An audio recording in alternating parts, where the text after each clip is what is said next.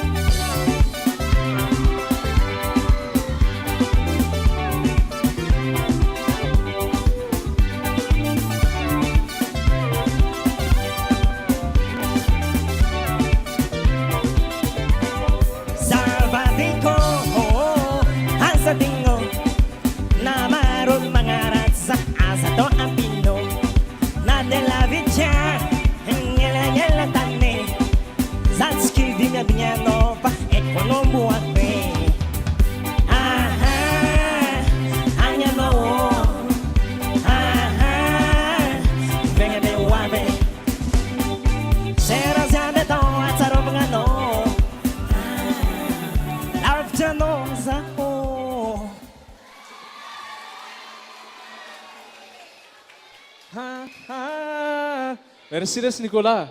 Merci fa nampirevy vahoaka marobe Nicolas. Jaka no andray fitenenana. Iya, mahafinaritra ny seho nataon'ny Nicolas teo a. Any amin'le akanjo a, any amin'le fomba fihetsika efa sava tsara daholo. Eo amin'ny feo ianao a miezaka tsara koa manenjika an'le izy a.